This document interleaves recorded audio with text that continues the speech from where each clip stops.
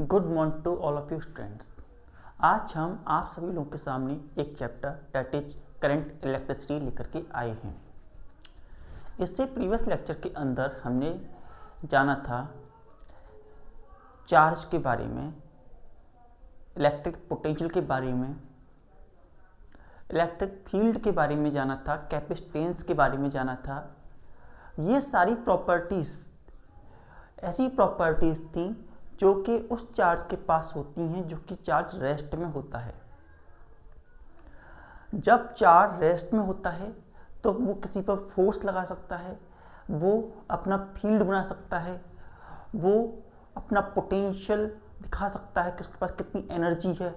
साथ ही साथ उसे जो चार्ज रेस्ट में है उसे हम स्टोर भी कर सकते हैं with in small area that is condenser और कैपेसिटर। अब हम देखते हैं कि हमारे पास दो पॉइंट हैं। एक पॉइंट का पोटेंशियल दूसरे के डिफरेंट है, मीन टू से दोनों का पोटेंशियल डिफरेंट है। तो हमने बताया था कि पोटेंशियल के डिफरेंट होने पर जो चार्ज होता है वो फ्लो करता है। The charge is going to flow if the potential is going to be different in between the 2 points. अब जब हमने वहाँ पे दो पॉइंट लिए और दो पॉइंट पर डिफरेंट पोटेंशियल दिए, इसके बाद भी करंट फ्लो नहीं किया, इसका रीजन क्या हो सकता है? What's the reason behind it? तो इसके पीछे हमारा रीजन रहता है, वो ये रहता है कि इन दो पोटेंशियल्स के बीच में एक इंसुलेटर है दैट इज एयर। अब हमने क्या किया, एक वायर लिया और वायर को लेकर के हमने दोनों पॉइंट के पोटेंशियल कनेक्ट कर दिया। तो ऐसी कंडीशन में चार्ज उसमें फ्लो करना स्टार्ट कर गया। तो जो चार्ज फ्लो किया from high potential to low potential, one potential to another potential, तो उसी चार्ज को हम इलेक्ट्रिक करंट कहते हैं। That is flow of charge per unit of time या फिर rate of flow of charge is called electric current. Electric current वो phenomena है जो कि चार्ज के पास होती है जब वो मोशन में होता है। ये एक मोशन की प्रॉपर्टी होती है। जब चार्ज मूव करते हैं, मूव करने के लिए चार्ज के लिए सबसे इंपॉर्टेंट होता है पोटेंशियल डिफरेंस, और पोटेंशियल डिफरेंस बनाने के लिए हम सेल और बैटरी का यूज करते हैं that provide them constant potential in between two terminals. इसके साथ साथ हमने ये भी देखा है कि जब करंट फ्लो करता है तो कुछ हीट भी प्रोड्यूस होती है that is heating effect of electric current, and इसके साथ साथ वो और भी इफेक्ट दिखाता है जैसे मैग्नेटिक इफेक्ट, केमिकल इफेक्ट। ये सारे इफेक्ट हम पढ़ेंगे इन द अपकमिंग चैप्टर्स। सो ये सब हमने देखा है। इसी के साथ साथ जब करंट फ्लो करता है तो वो अपोजिशन भी फेस करता है जिसे हम रेजिस्टेंस कहते हैं। इस चैप्टर के अंदर हम कई सारे नए टर्म्स को like EMF, terminal potential and internal resistance के बारे में भी जानेंगे। तो सबसे पहले हम डिफाइन करेंगे इलेक्ट्रिक करंट को। साथ ही साथ एक बात और कि वो ब्रांच जिसमें हम पढ़ते हैं about the motion of charge, उसको हम करंट इलेक्ट्रिसिटी कहते हैं। The branch of physics in which we study about the property of charge when it is in state of motion, it is called current electricity. उसे हम current electricity कहते हैं। तो अब इस करंट इलेक्ट्रिसिटी में हमारे पास चार्ज कैरियर भी होते हैं। चार्ज कैरियर्स वो पार्टिकल्स होते हैं जो कि अपने साथ चार्ज कैरी करते हैं, like electrons, ions, holes, these are the charge carriers.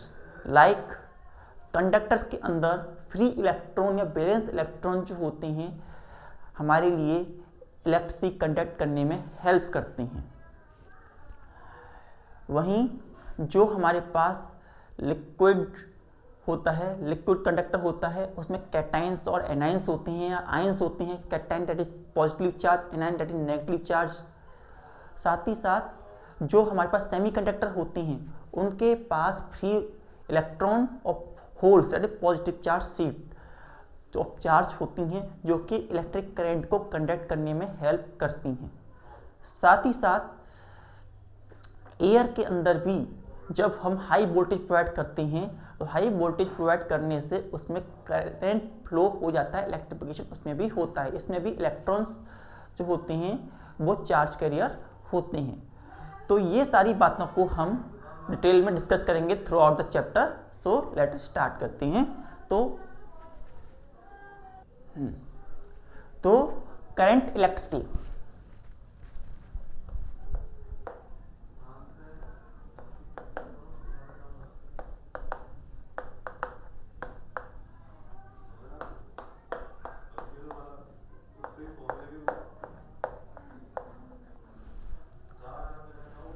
तो branch of physics in which we study about the property of charge when it is in motion.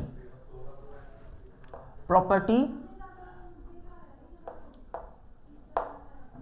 branch of physics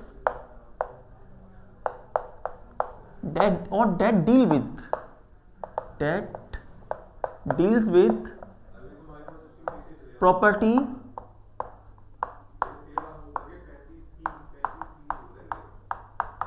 of charge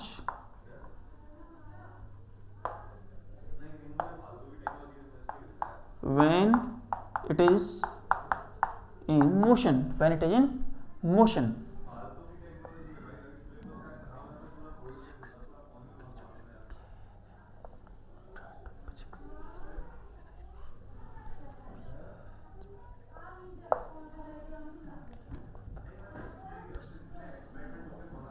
Motion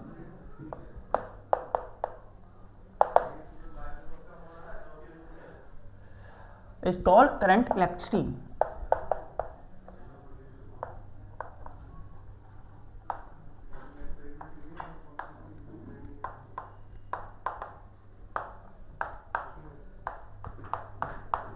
वो branch जिसमें हम flow of charge के बारे में इन a definite direction study करते हैं उसे हम करंट इलेक्ट्रिसिटी कहते हैं।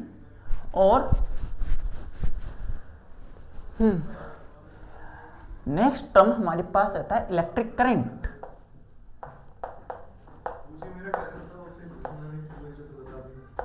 Electric current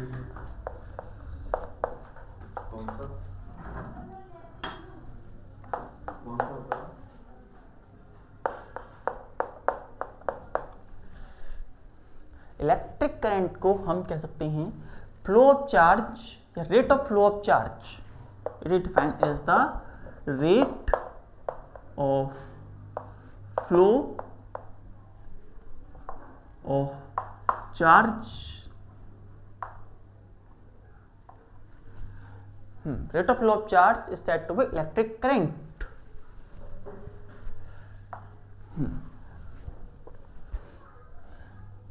In a direction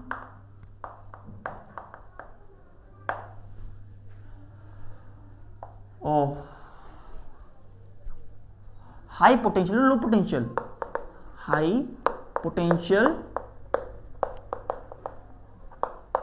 to low potential,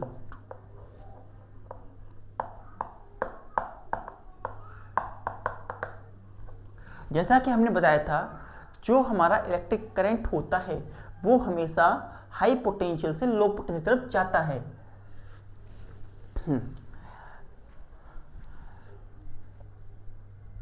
कुछ बातें हम यहां देख लेते हैं।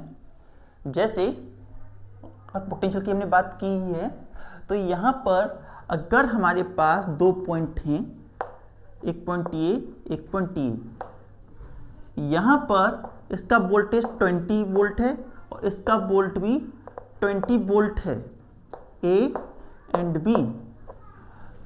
तो यहाँ पर पोटेंशियल डिफरेंस कितना है?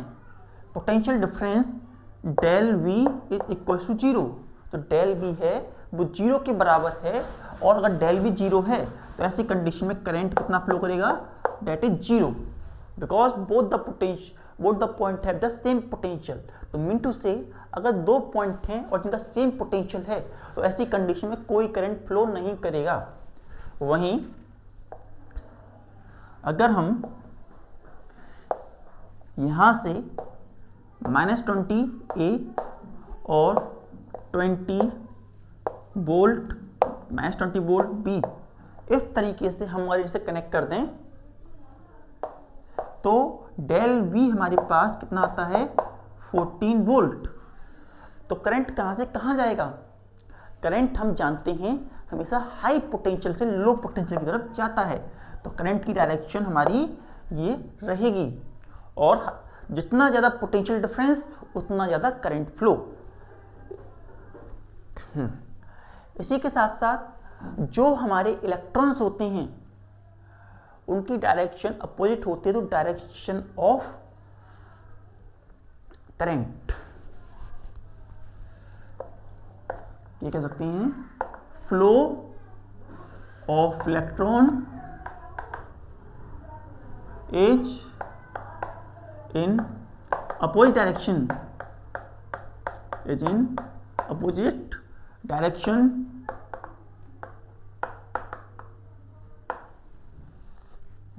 flow of electron is in the opposite direction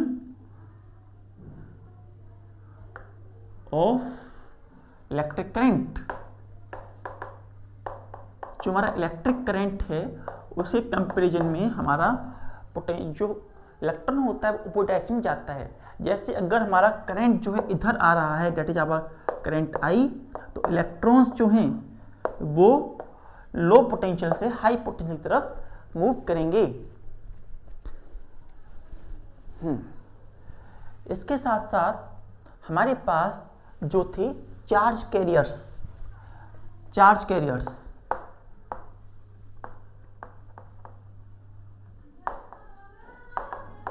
we are going to have next term, that is the charge carriers।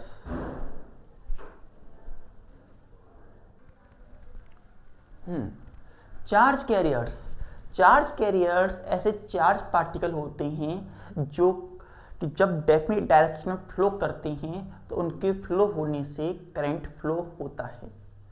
ऐसे चार्ज पार्टिकल को हम चार्ज कैरियर कहते हैं। तो लिखते हैं charge particles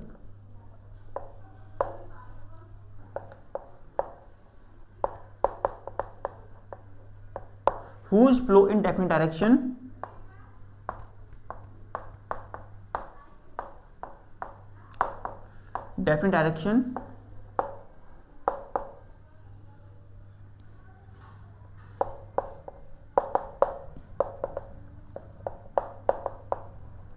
constitute electric current।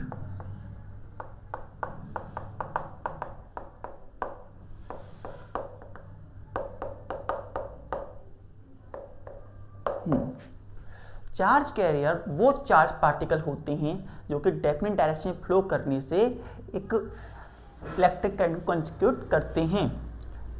Example के लिए for metals, for the case of metal, तो चार्ज कैरियर होते हैं वो फ्री इलेक्ट्रॉन्स होते हैं। Free electrons are the charge carrier. Free electrons जो होते हैं वो as a charge carrier behave करते हैं। साथ ही साथ for metal like silver,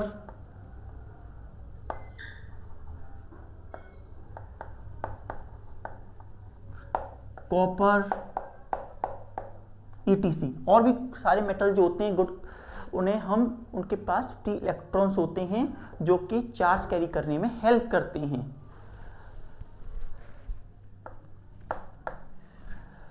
second example हम ले सकते हैं चार्ज कैरियर का। Next example of the charge carrier we are going to have is the electrolytes.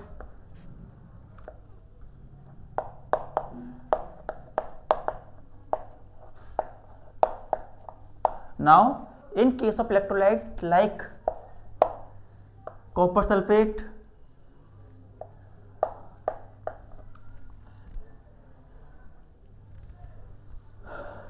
and zinc sulfate, जो चार्ज कैरियर होते हैं, charge carriers are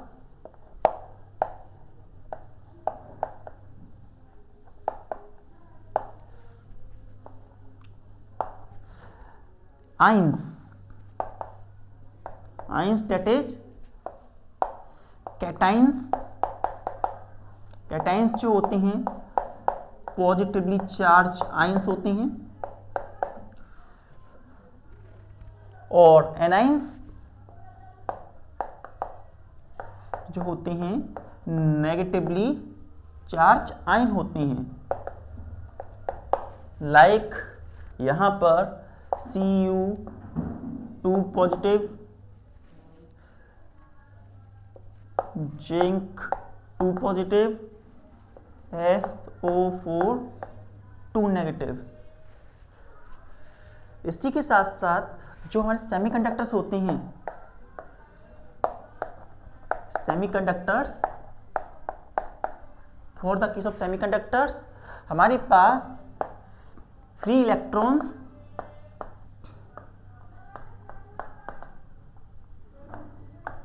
and holes are the charge carriers. तो charge carriers अलग अलग substances के लिए अलग अलग होते हैं। तो ये हमारे पास charge carrier, electric current, electric potential के बारे में बात थी। Now note down.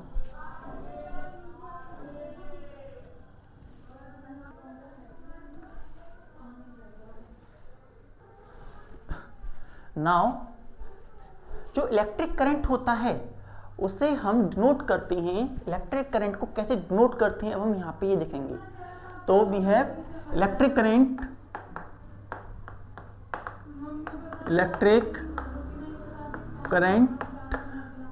Is denoted by I. Electric current को हम आई से डिनोट करते हैं। एंड यहां पर जो आई होता है करंट, आई जो होता है वो चार्ज अपॉन टाइम के फॉर्म में होता है। चार्ज अपॉन टाइम के फॉर्म में हमारे पास होता है। और चार्ज को हम रेट ऑफ फ्लो, हाँ इलेक्ट्रिक करंट को rate of flow of charge भी कहते हैं। तो इसीलिए हम आई को as d q by d t भी बोल सकते हैं। Charge can also said to be d q by d t. Now जो हमारे पास एक चार्ज है और एक करंट का फॉर्मूला है, इसकी एसआई यूनिट जो होती है, SI unit of electric current is Ampere's. जो एसआई यूनिट होती है करंट की वो एम्पेयर्स होती है। SI unit of electric current is ampere, और ए जो एसआई यूनिट होती है इलेक्ट्रिक करंट की वो एम्पेयर्स होती है। और वन, अगर हम कहें डिफाइन 1 एम्पेयर, डिफाइन 1 एम्पेयर कितनी वैल्यू होती है? तो 1 एम्पेयर वैल्यू उसके बराबर होती है जब 1 कूलम ऑफ चार्ज 1 सेकेंड के लिए फ्लो करता है। तो हमारे पास 1 एम्पेयर जो होती है 1 कूलम पर सेकेंड के बराबर वैल्यू होती है। It is equal to 1 coulomb per second. इसी के साथ डायरेक्शन ऑफ करंट ये हो गया। हाँ, next thing is the direction of current. और हाँ, डायमेंशन कहें तो करंट की डायमेंशन ए हो, dimension of current is going to be A. And now dimension and direction,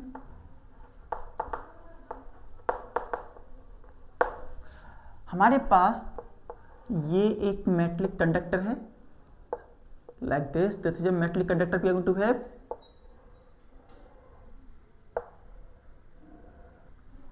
यहां से हमारे पास ये एक बैटरी है प्लस माइनस। यहां से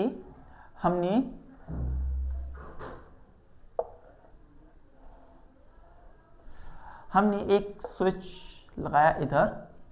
अब यहाँ से ये हमें, ये जो बैटरी है ये हमें पोटेंशियल प्रोवाइड कर रही है। That battery is going to provide us potential. तो इधर की साइड पोटेंशियल हाई है और इधर की साइड पोटेंशियल लो है। तो जैसा हमने बताया था, जो इलेक्ट्रिक करंट होता है, जो चार्ज होता है, वो हमेशा हाई पोटेंशियल से होता है, वो लो पोटेंशियल की तरफ फ्लो करता है लाइक दिस। तो करंट हमारा जो फ्लो कर रहा है वो इस डायरेक्शन में, आई डायरेक्शन में फ्लो कर रहा है। कन्वेंशनल करंट इस तरीके से करंट फ्लो कर रहा है। वहीं जो सब्सटेंस के अंदर इलेक्ट्रॉन्स हैं, electrons are going to be travel in opposite direction, that is E negative. Electron opposite direction में ट्रेवल करते हैं। सो वी कैन से जो हमारे पास इलेक्ट्रिक करंट है वो फ्लो करता है from the high potential to low potential. So we can say electric current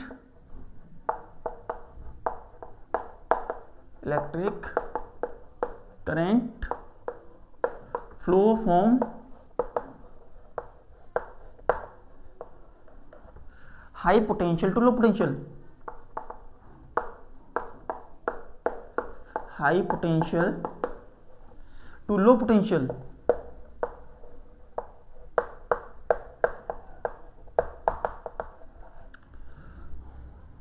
that is from positive terminal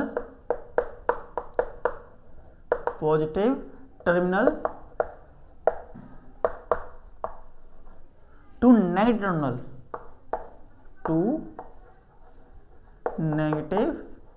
terminal।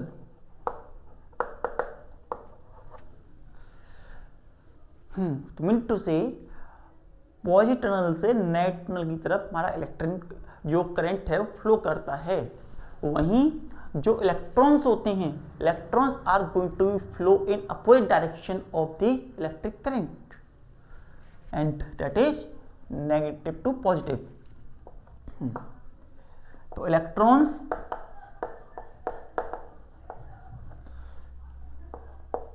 Flow from negative terminal to positive terminal, negative terminal to positive terminal.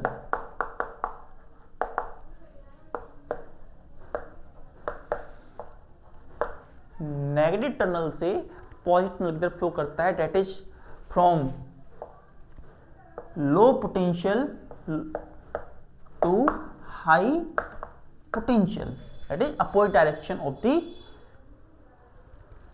Current. Note down.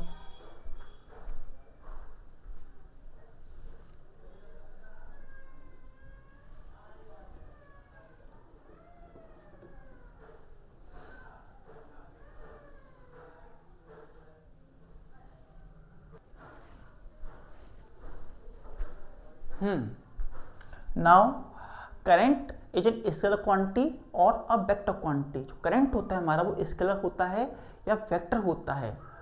So we can say current, electric current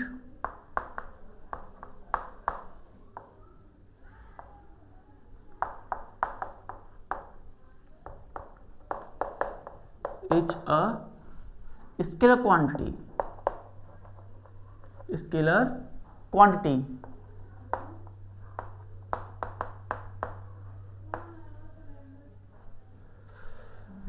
क्या reason इसका scalar quantity होने का?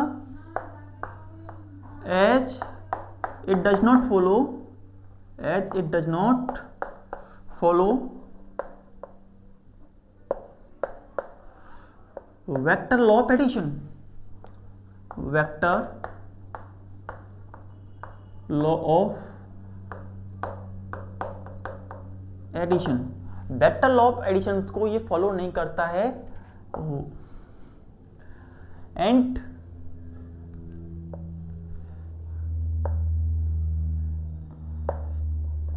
और साथ ही साथ vector law of addition follow नहीं करता, साथ साथ में एंगल जो होते हैं करंट के डायरेक्शन उसके बीच में एंगल बनता है, उससे भी इसे कोई इंपैक्ट नहीं पड़ता है।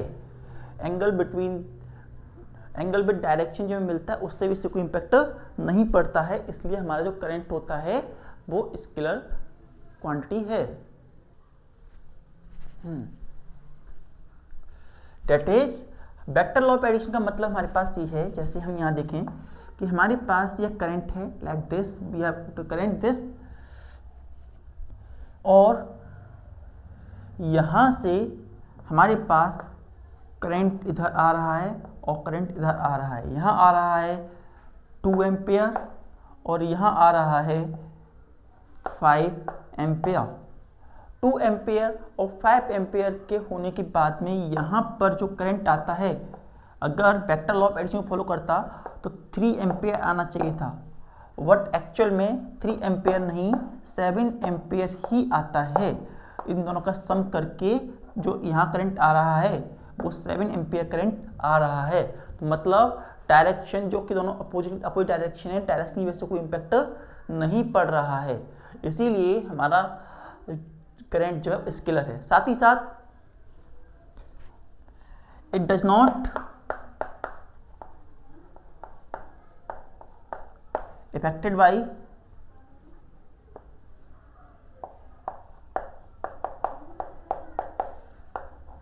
angle between two wire, angle in between the wire। दो वायर्स के बीच में जो एंगल होता है वो भी कोई इम्पैक्ट नहीं डालता है। कि हम अगर कहें कि हमारा एक सोर्स यहाँ पर ये है और इस सोर्स से हमने अलग अलग कंडीशन, एक कंडीशन यहाँ, वहीं एक कंडीशन यहाँ और एक कंडीशन यहाँ, अलग अलग कंडीशन में हमने अप्लायंस को कनेक्ट किया, अलग अलग कंडीशन में अप्लायंस को हमने कनेक्ट किया है, और कनेक्ट करने के बाद में हमें यहाँ पे इंटेंसिटी अलग अलग मिलेगी। ऐसा नहीं होता है यहाँ भी हमें सेम मिलती है, यहाँ भी हमें वही मिलती है और यहाँ भी हमें वही मिलती है। हर पॉइंट पे जो हमें इंटेंसिटी होती है वो सेम मिलती है। तो इसका मीन ये हुआ कि जो एंगल्स हैं, जो यहाँ पर एंगल बन रहे हैं, एंगल जो बन रही हैं, ये कोई इम्पैक्ट नहीं डाल रहे हैं on the intensity of the electric current. तो जब वो इंटेंसिटी पर कोई इम्पैक्ट नहीं डाल रही हैं तो हमारा करंट इस पर भी डिपेंड नहीं कर रहा है। तो इसका मतलब क्या हुआ कि हमारा इलेक्ट्रिक करंट जो है वो एक स्केलर क्वांटिटी है, because it does not satisfy the conditions of vector quantities. Now next term we are going to have is the drift velocity।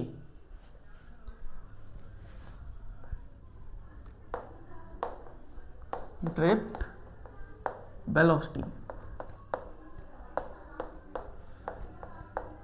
Drift velocity को समझने के लिए हमें ये समझना चाहिए कि जब हम किसी भी कंडक्टर के, मेटल कंडक्टर के 2 पॉइंट पर इलेक्ट्रिक पोटेंशियल लगाते हैं तो ऐसी कंडीशन में जो इलेक्ट्रॉन्स होते हैं जो कि फ्रीली मूव कर रहे थे वो ड्रिफ्ट होते हैं from the toward the positive terminal.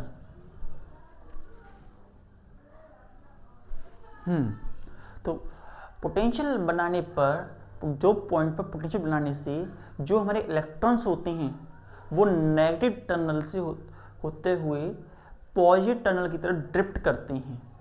Drift करते हैं मतलब कह सकते हैं जब हम उस पर इलेक्ट्रिक पोटेंशियल या फील्ड लगाते हैं तो वो जिस वेलोसिटी से वहाँ पर जाते हैं, मतलब पॉजिटिव टर्मिनल के पास जाते हैं, उस वेलोसिटी को हम ड्रिफ्ट वेलोसिटी कहते हैं। तो हम कह सकते हैं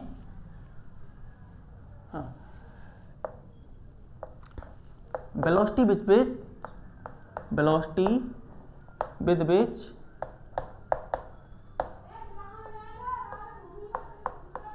free electrons drift toward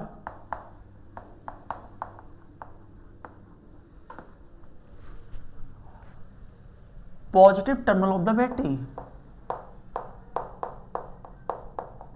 positive terminal of battery।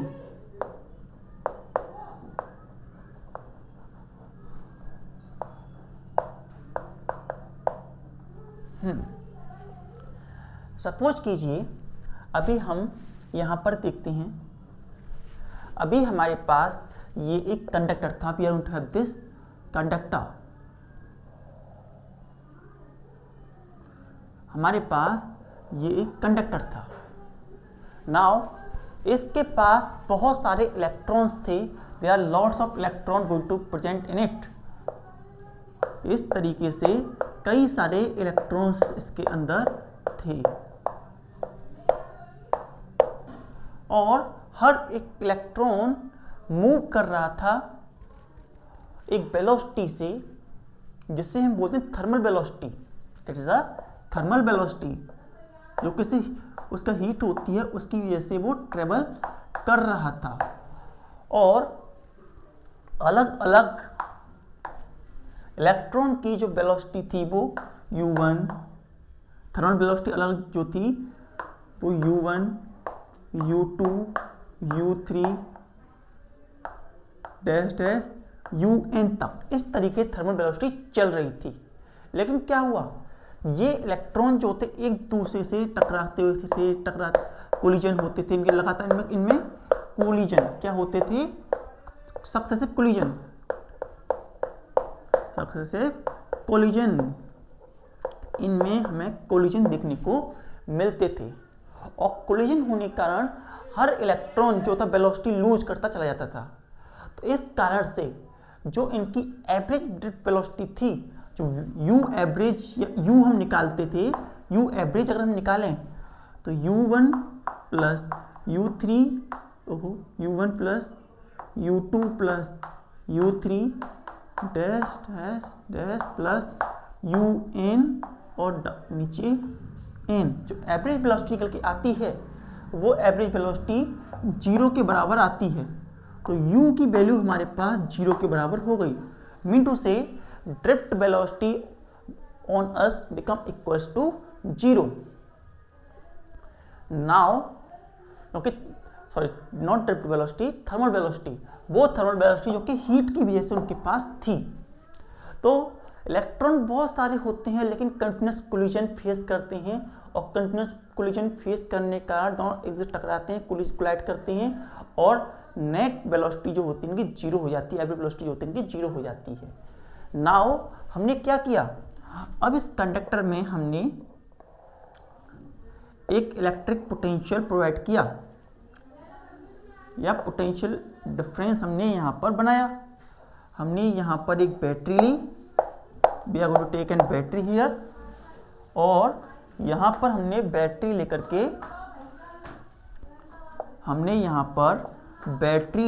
के यहाँ पर ऐसे, ये हमारा पॉजिटिव टर्मिनल है, ये हमारा नेगेटिव टर्मिनल है। अब यहाँ से ये हमारा पॉजिटिव बन रहा है और ये हमारा नेगेटिव बन रहा है। हम एक पल के लिए, क्योंकि हमारे पॉजिटिव है ये नेगेटिव, इस तरीके से हमारा स्ट्रक्चर बना। तो इसके कारण क्या हुआ, यहाँ पर एक पोटेंशियल हमने प्रोवाइड किया। यहाँ हमारे पास हाई पोटेंशियल है यहाँ हमारे पास लो पोटेंशियल है और हमारा इलेक्ट्रिक फील्ड यहाँ से यहाँ E बना। तो इसके कारण क्या हुआ, जो यहाँ पर इलेक्ट्रॉन्स थे, दो इलेक्ट्रॉन्स जो थे वो थर्मल वेलोसिटी से मूव कर रहे थे, लेकिन क्या था, सबकी वेलोसिटी जो थी आ रही थी 0। लेकिन अब क्या हुआ, जो इलेक्ट्रॉन यहाँ पर, सपोज कि यहाँ पर था इलेक्ट्रॉन, अब यहाँ पर भी बहुत सारे इलेक्ट्रॉन होंगे, लेकिन हम एक इलेक्ट्रॉन लेते हैं, तो वो इलेक्ट्रॉन नेगेटिव चार्ज था तो पॉजिटिव चार्ज की तरफ अट्रैक्ट हुआ। That negative charge electron get attracted toward the positive charge, और फिर वो यहाँ से दौड़ा। अब यहाँ पर कोई दूसरा इलेक्ट्रॉन होगा, उससे कोलिजन हुआ और उसने अपनी सारी एनर्जी लूज कर दी। That electron lose its whole of the energy. लेकिन जो जितना मोशन था अब 0 हो गया, लेकिन फिर से उसे एनर्जी मिली, क्योंकि वो है तो इलेक्ट्रॉन ही, और नेगेटिव और पॉजिटिव अट्रैक्ट होते हैं, तो कोलिजन के बाद भी उसे एनर्जी मिली। फिर ऐसे कोलिजन हुए, फिर उसकी एनर्जी लूज हुई, फिर एनर्जी गेन हुई, फिर एनर्जी लूज हुई, फिर एनर्जी गेन हुई, फिर एनर्जी लूज हुई, फिर एनर्जी गेन हुई, और ये प्रोसेस चलती रही जब तक कि इलेक्ट्रॉन जो था हमारा यहाँ से यहाँ नहीं पहुँच गया। तो जो ये ड्रिफ्ट वेलोसिटी होती है, कंटिन्यूस कोलिजन होने के बावजूद भी 0 नहीं होती है। तो इस तरीके से ड्रिफ्ट वेलोसिटी एक ऐसी वेलोसिटी होती है जो कि इलेक्ट्रॉन को फ्लो कराती है, और ये लो पोटेंशियल से हाई पोटेंशियल की तरफ इलेक्ट्रॉन का फ्लो कराती है। और जब ये इलेक्ट्रॉन फ्लो करते हैं तो इन्हीं इलेक्ट्रॉन के फ्लो होने से हमारा इलेक्ट्रिक करंट I बनता है। तो ये वेलोसिटी को हमने सिखाया, ड्रिफ्ट वेलोसिटी वो वेलोसिटी होती है जिससे कि इलेक्ट्रॉन्स रिवॉल्व करते हैं from toward the positive terminal and face continuous collision too. ये बहुत सारे कोलिजन लगातार एक्सपीरियंस करते हैं, लेकिन इसके बावजूद भी वो उस पॉइंट तक पहुंचते हैं। तो इस तरीके से हमारा ड्रिफ्ट वेलोसिटी होती है। साथ ही साथ अगर हम कहें कि कितना ऐसा फोर्स लग रहा है, हाउ मच फोर्स, हम अगर एक एक्सप्रेशन बनाना चाहें फॉर द ड्रिफ्ट वेलोसिटी, तो ड्रिफ्ट वेलोसिटी का एक्सप्रेशन किस प्रकार से बन सकता है, जरा हम यहाँ देख लेते हैं। फर्स्ट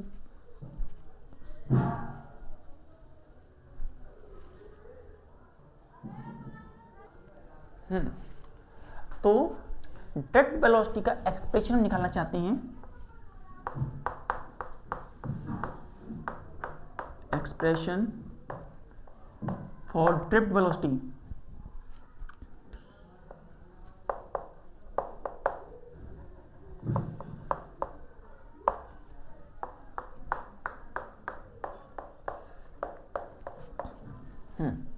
ड्रिफ्ट वेलोसिटी का अगर हम एक्सप्रेशन निकालें, तो एक्सप्रेशन निकालने के लिए हम यहाँ पर देख सकते हैं, सबसे पहले हमारे पास जो फोर्स होती है उसका फॉर्मूला हमारे पास क्या होता है, हमारे पास उसका फॉर्मूला होता है QE, दैट्स अ फॉर्मूला। और यहाँ पर जो कि इलेक्ट्रिक फील्ड E लग रहा है उसके द्वारा QE, साथ ही साथ हमारे पास चार्ज E है, इलेक्ट्रॉन है, तो फोर्स हमारे पास E हो गई। तो इस तरीके से हमने एक फोर्स यहाँ रख दी। एंड सेकंड फोर्स जो होती है हमारे पास, सेकंड टाइप फोर्स जो होती है वो होती है F from second law, F equals to ma। हमारे पास दूसरी फोर्स ये होती है। हमारे पास ये दोनों जो फोर्स होती हैं, इन दोनों को हम इक्वल रख लेते हैं। We are going to take them equivalent to each other, और इक्विवेलेंट रखने के बाद में हमारे पास यहाँ ma इक्वल्स टू E के बराबर वैल्यू ऑब्टेन होती है। नाउ जो हमारे पास m है उसे हम इधर ले जाते हैं, तो हमें पता चलता है कि इलेक्ट्रॉन जो था वो कितनी स्पीड से ट्रेवल कर रहा था, with what speed electron is going to be get drifted.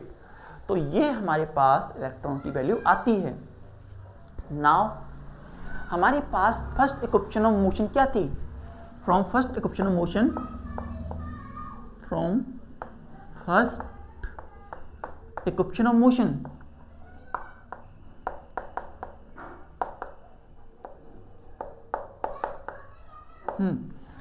जो वेलोसिटी होती है ड्रिफ्ट वेलोसिटी BD जो होगी वो हमारे पास किसके बराबर होती है, वो हमारे पास बराबर होती है U प्लस AT के बराबर। तो U जो है हमारे पास, हमने अभी U निकाला था, U की वैल्यू हमारे पास ये वैल्यू है। तो अगर हम अलग अलग इलेक्ट्रॉन की वैल्यू निकालें, हम अलग अलग इलेक्ट्रॉन के लिए इस वैल्यू को निकालें तो हमारे पास जो निकलती है वो वैल्यू निकल के आती है, उसके बेसिस पर ड्रिफ्ट वेलोसिटी निकालते हैं हम अलग अलग इलेक्ट्रॉन के लिए। तो BD तो जो होगा drift velocity 1 plus V2 plus V3 dash Bn upon n तक। इस तरीके से हम ड्रिफ्ट वेलोसिटी को फाइंड आउट कर सकते हैं।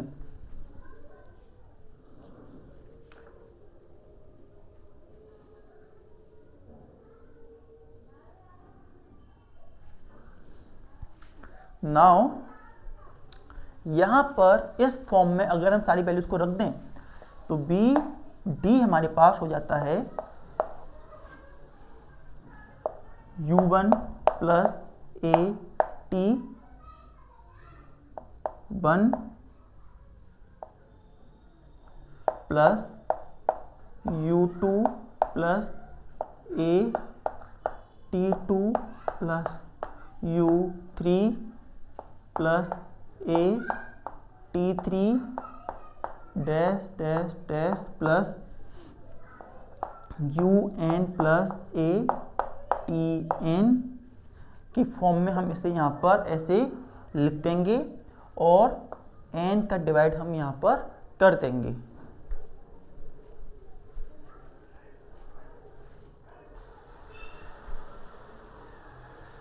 इसके बाद जो हमारे पास वैल्यू यहाँ पे बनी उसे हम लिख सकते हैं कैसे, how we can write it. जो BD हमारे पास है उसमें U1 को हम एक तरफ ले लेंगे, U1 plus U2 plus U3 dash dash dash plus UN plus T1 plus T2 plus dash dash TN और नीचे हमारे पास होगा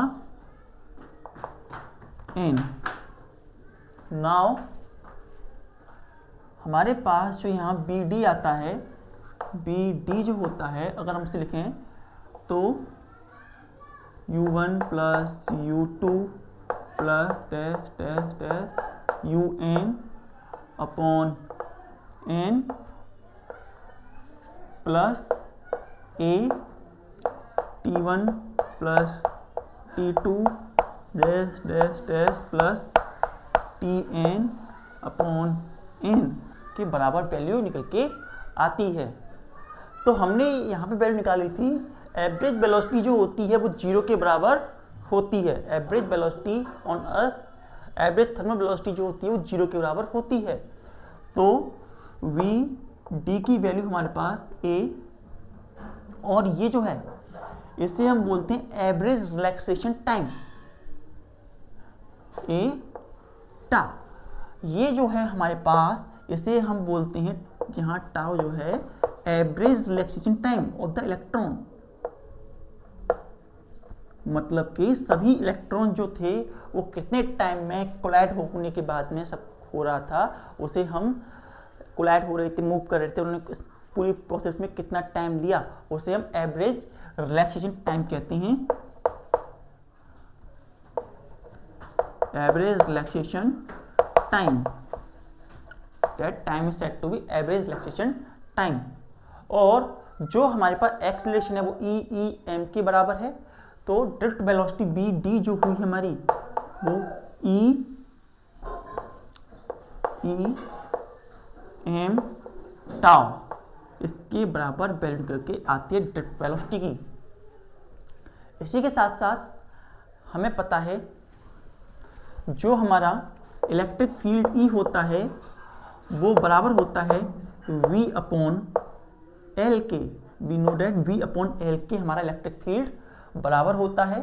तो अगर हम यहाँ पर वैल्यू रखते हैं V की E की, तो ड्रिफ्ट वेलोसिटी का दूसरा फॉर्मूला हमारे पास E B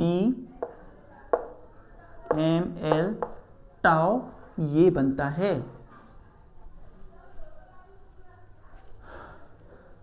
नेक्स्ट टर्म आता है मोबिलिटी। मोबिलिटी का मतलब होता है कि जब इलेक्ट्रॉन मूव कर रहे हैं, when we are going to move the electron in the presence of electric field, तो उनकी वेलोसिटी क्या होती है, उसी को हम मोबिलिटी कहते हैं। तो मोबिलिटी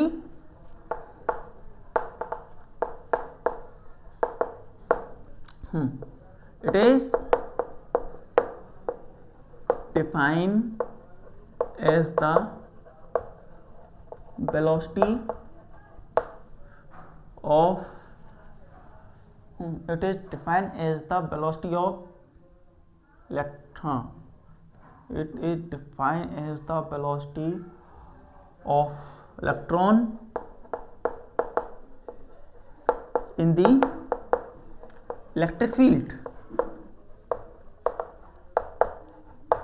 इलेक्ट्रिक फील्ड के अंदर जो इलेक्ट्रॉन्स हैं उनकी वेलोसिटी कितनी है उसे ही हम मोबिलिटी कहते हैं, और इसे हम म्यू से नोट करते हैं, that is drift velocity upon electric field.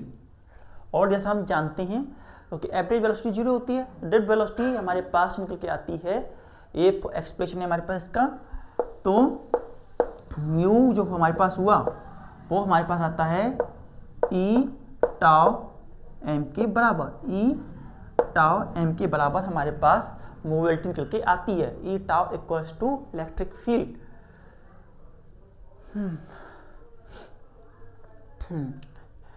अगर हम इसकी एसआई यूनिट की बात करें, एसआई यूनिट की बात करें, एसआई यूनिट, तो ये हमारे पास मीटर पर सेकेंड एंड न्यूटन पर कूलम के बराबर होता है।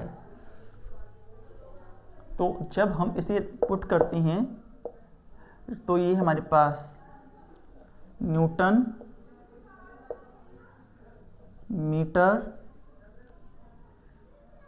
हो, न्यूटन माइनस के मीटर कूलम एंड सेकेंड के फॉर्म में हमारे पास वैल्यू आती है। या फिर हम पॉजिटिव ऐसा लिख दें, तो यहाँ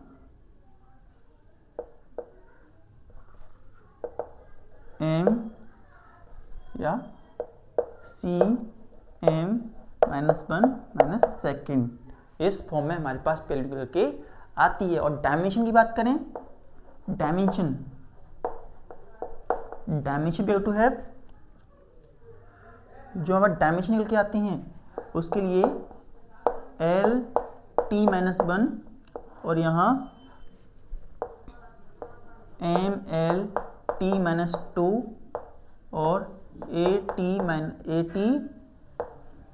-1 के बराबर वैल्यू होती है। And on solving what we get, you can solve it and write in the comment section.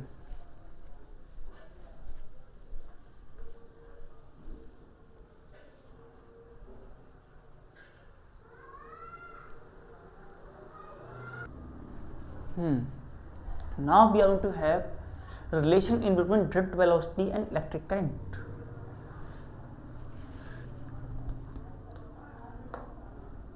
Relation in between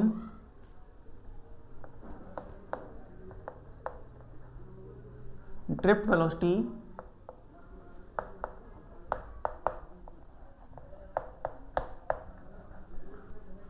and electric current. Electric current और ड्रिफ्ट वेलोसिटी के बीच में रिलेशन क्या होते हैं, तो इसको देखने के लिए हमारे पास दो सब वायर्स हैं, we are to have two wires, या हम पहले एक कंडक्टर ऐसे अज्यूम करते हैं, let us suppose it is a conductor, we are to have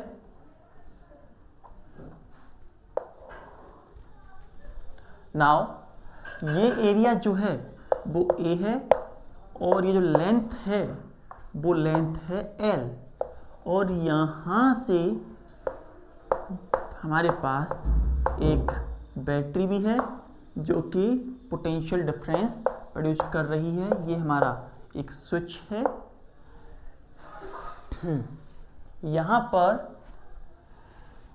current I flow कर रहा है, इसमें n नंबर ऑफ इलेक्ट्रॉन्स, जो इलेक्ट्रॉन्स हैं वो n नंबर ऑफ इलेक्ट्रॉन्स इसमें मूव कर रहे हैं या ड्रिफ्ट कर रहे हैं टुवर्ड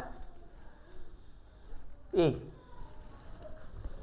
तो इस कंडीशन में अगर हम टोटल करंट फाइंड करना चाहें, if we want to determine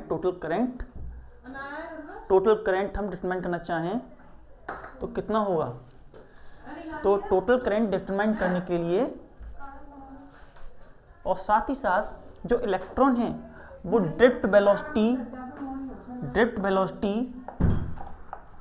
bd से ट्रेवल कर रहे हैं, एंड यहाँ पर ड्रिफ्ट वेलोसिटी bd से ट्रेवल कर रहे हैं, और यहाँ जो टाइम ले रही हैं वो टाइम है t टाइम में, या ट्रेवल कर रहे हैं, एवरेज रिलैक्सेशन टाइम t है या टाउ, एवरेज रिलैक्सेशन टाइम है। Now volume of the wire, volume of the wire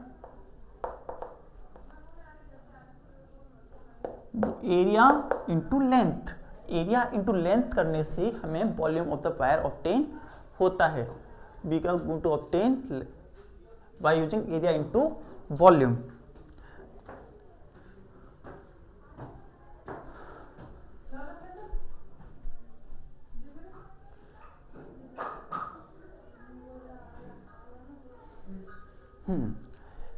area into length हमें वॉल्यूम देता है, एंड टोटल चार्ज कितना है? Total charge in given volume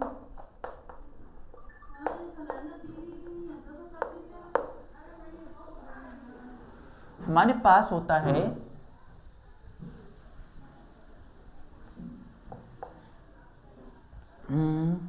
ये वॉल्यूम है, और एक इलेक्ट्रॉन की नंबर ऑफ इलेक्ट्रॉन एन तो होगा ALE। Now n number of electron पे कितने होंगे? Total charge of n number of electron, total charge on n number of electron,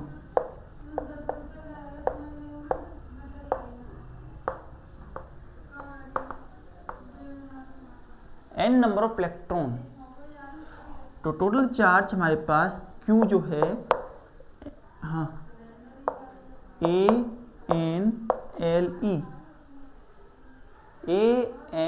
ANLE के बराबर हमारे पास टोटल चार्ज करके आता है। नाउ टाइम कितना लिया उसने? Time taken by the electron to flow, कितना टाइम वो ले रहा है? टाइम टेकन बाय इलेक्ट्रॉन के द्वारा कितना टाइम लिया गया है, तो उसके लिए हमारे पास जो टाइम होता है वो ड्रिफ्ट वेलोसिटी अपॉन लेंथ के बराबर वैल्यू आती है।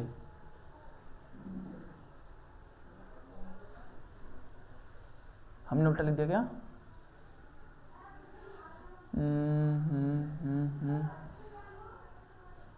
यहाँ से वेलोसिटी नहीं, हमें ऐसे लिखना चाहिए, लेंथ जो होती है वो बराबर होती है हमारी, किसके बराबर होती है यार? लेंथ जो होती है वो बराबर होते हैं ड्रिफ्ट वेलोसिटी इनटू टाइम के। तो हमारा टाइम जो है वो किसके बराबर हो जाएगा, वो हो जाएगा लेंथ अपॉन ड्रिफ्ट वेलोसिटी के। तो ये हमारे पास टाइम की वैल्यू आ गई, ये हमारे पास चार्ज की वैल्यू आ गई।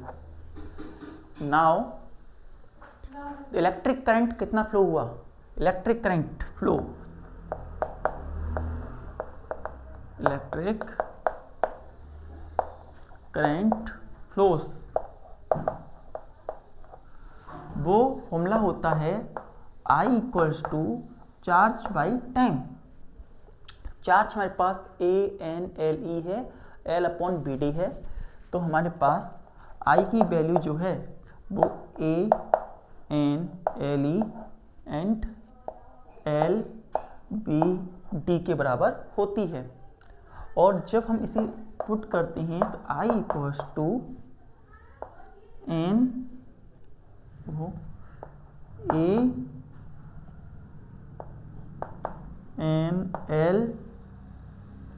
ANLE BD upon L, L से L हमारा कट गया, तो हमारे पास I की वैल्यू जो है वो NEAVD, ये एक्सप्रेशन आता है हमारे इलेक्ट्रिक करंट का। So it is the expression for the current we are going to be have.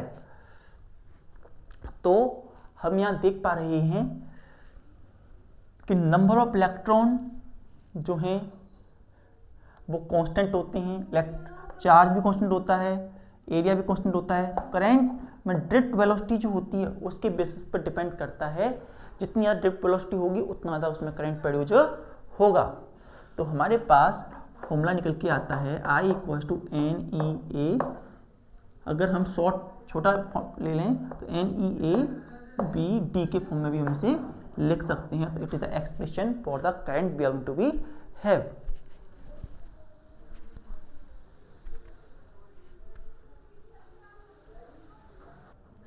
इसके बाद हम नेक्स्ट थिंग जो डिस्कस करने जा रहे हैं वो है ओम्स लॉ।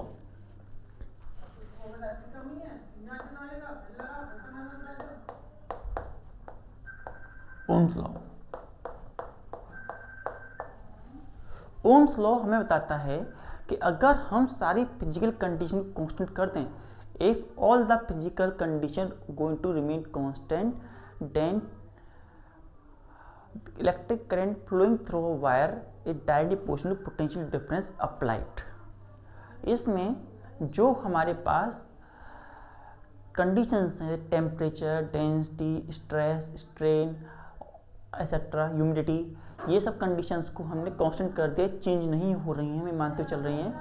तो ऐसी कंडीशन में जो करंट फ्लो कर रहा है वो डायरेक्टली प्रोपोर्शनल होगा to the potential difference, that is, हाँ हम इसे लिख भी लेते हैं पहले, if all physical conditions remain constant,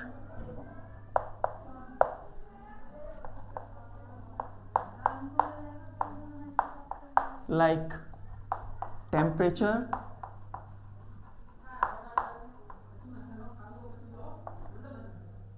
humidity,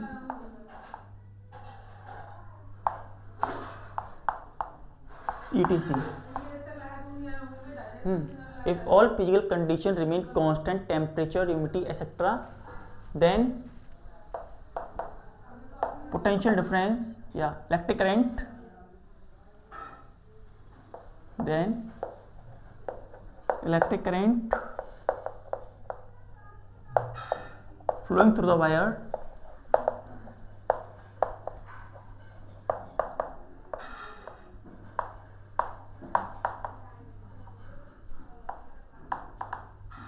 is directly proportional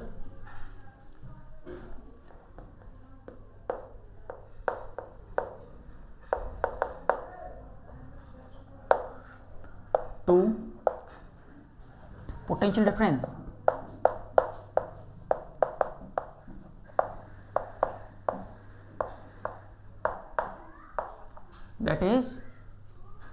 हमारे पास जो करंट होता है V a directly proportional to I और I a directly proportional to V।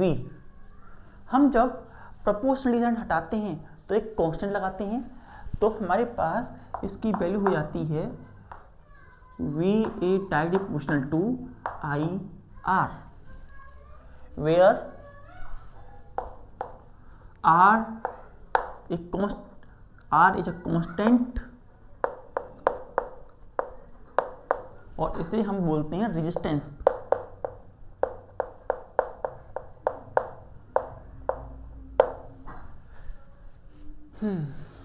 तो प्रोपोर्शनल हट जाएगा। तो R की वैल्यू जो होती है वो V अपॉन I के बराबर होती है। नाउ जो R होता है एक रेजिस्टेंस है,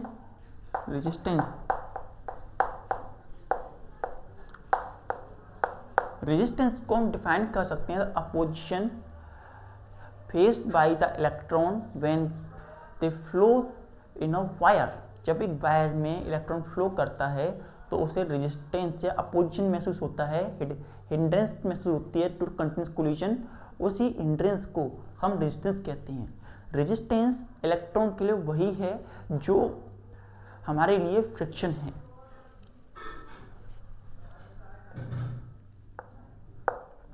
तो कह सकते हैं opposition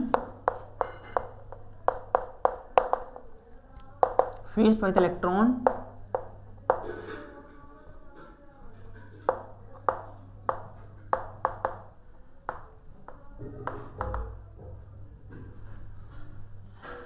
due to continuous collision.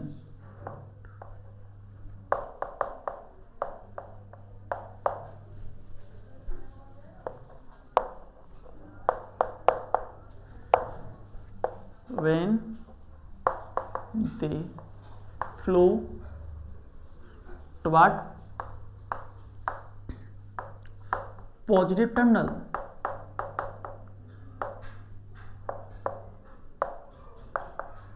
जब वो पॉजिटिव टर्मिनल की तरफ ट्रेवल करते हैं।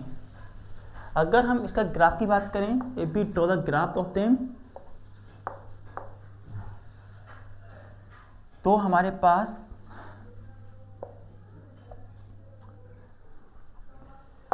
V और I, VI ग्राफ हम ड्रॉ करते हैं तो हमें एक स्ट्रेट लाइन मिलती है और ये स्ट्रेट लाइन जो होती है रेजिस्टेंस को नोट करती है।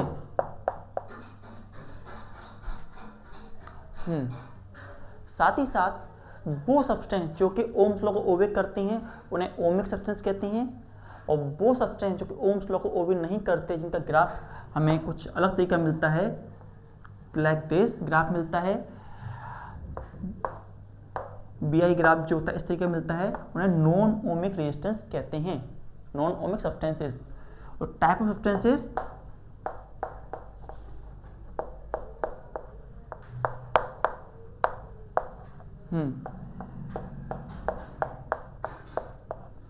Type of substances. तो टाइप ऑफ सब्सटेंसेस के बेसिस पर हम कह सकते हैं there are two types of substances, two type of substances। Substance दो प्रकार की होती हैं। पहला ओमिक सब्सटेंस। ओमिक सब्सटेंस वो सब्सटेंस होते हैं जो कि ओम्स लॉ को फॉलो करते हैं। सब्सटेंस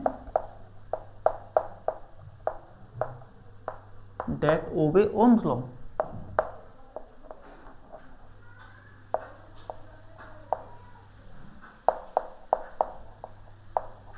ऐसे सब्सटेंसेस जो कि ओम्स लॉ को ओबे करती हैं वो ओमिक सब्सटेंस होती हैं। वहीं non ohmic substance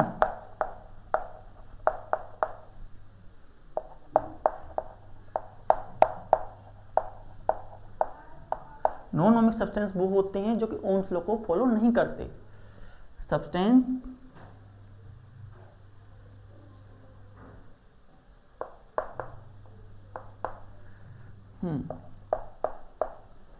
substance that do not obey Ohm's law.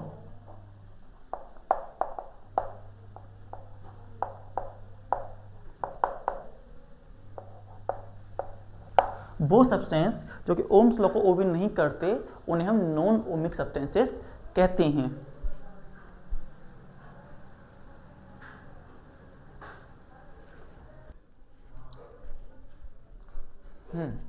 इसके बाद जो हमारे पास नेक्स्ट थिंग आती है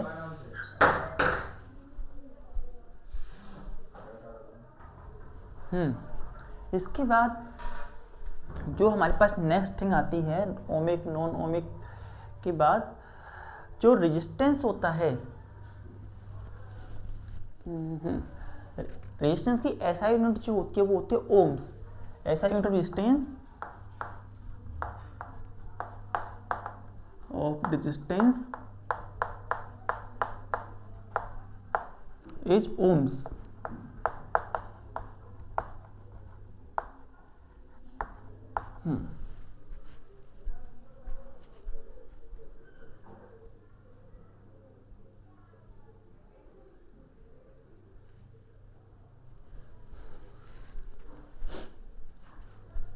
जो ओम होता है 1 ओम, तो 1 ओम को डिफाइन करना चाहें तो 1 वोल्ट पर एम्पियर के बराबर होता है।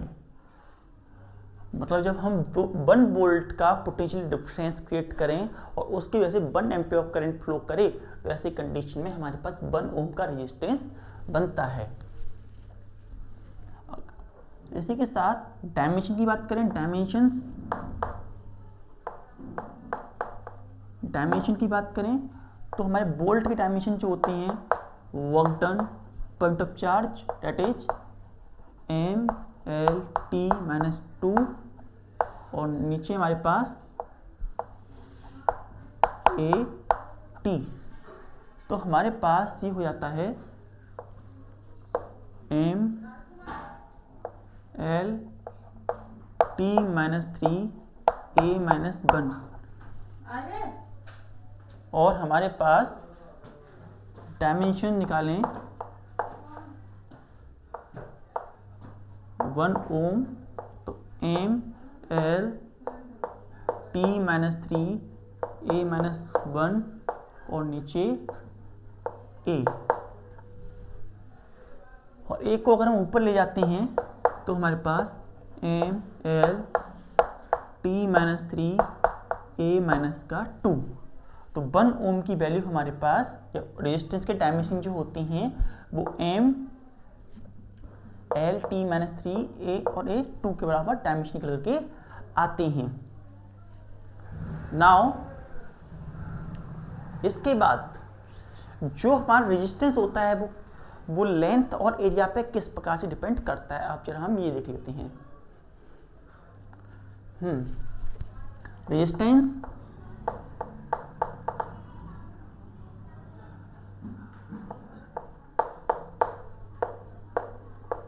of the conductor is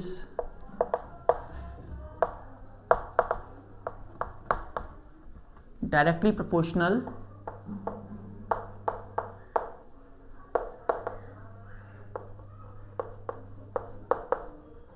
to the area। जो रेजिस्टेंस होती है कंडक्टर की वो not to the area, to the length के डायरेक्टली प्रोपोर्शनल होता है रेजिस्टेंस। मीन टू से अगर हम लेंथ बढ़ाएंगे, इफ भी increases the length then resistance also going to get increases. Resistance भी बढ़ेगा अगर हम लेंथ बढ़ाएंगे, वहीं resistance is inversely proportional to area. Resistance is inversely proportional to area।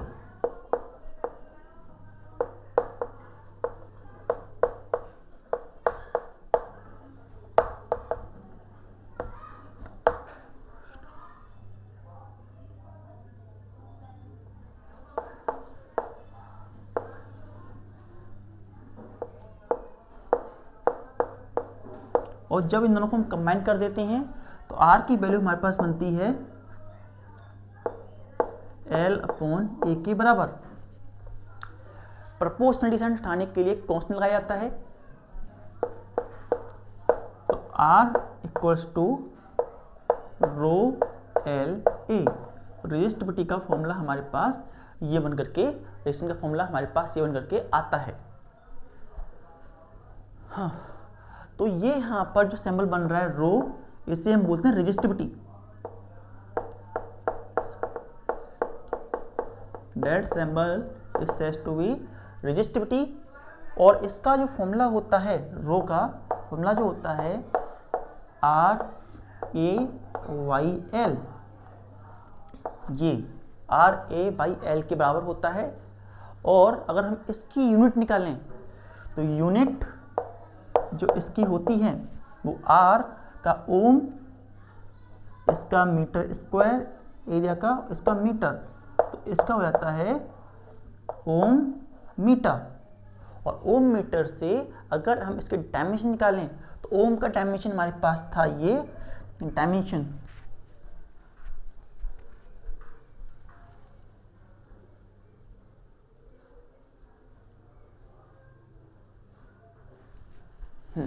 अगर हम डायमेंशन यहाँ डायमेंशन निकाल देता हूँ।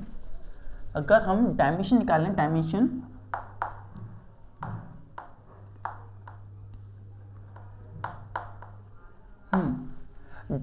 अगर निकालते हैं तो डायमेंशन हमारे पास निकलता है ओम मीटर से। ओम का डायमेंशन हमारे पास था M L T -3 A -2 और लेंथ का L, ये हमारे पास डायमेंशन था। तो जब हम डायमेंशन में L का मल्टीप्लाई यहाँ कर देते हैं तो M L2 T -3 A -2, ये हमारे पास डायमेंशन निकल के आते हैं रेजिस्टिविटी के।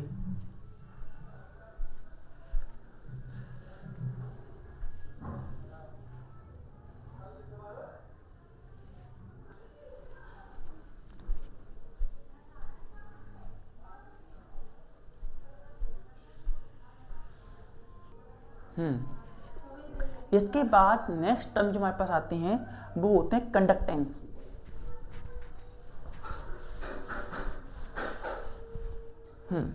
नेक्स्ट टर्म जो हमारे पास रहता है वो रहता है कंडक्टेंस।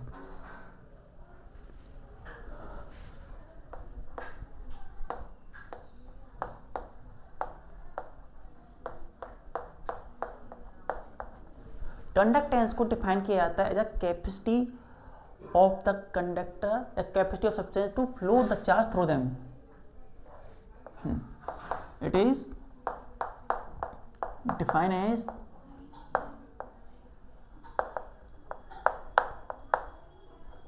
capacity of substance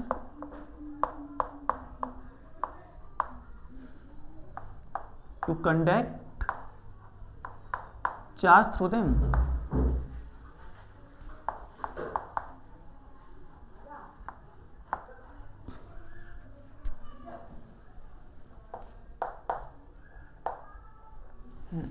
अपनी किसी भी सब्सटेंस की वो कैपेसिटी जिसकी मदद से वो अपने अंदर चार्ज फ्लो करा सके, उसे हम कंडक्टेंस कहते हैं। साथ ही साथ it is equals to reciprocal of resistance.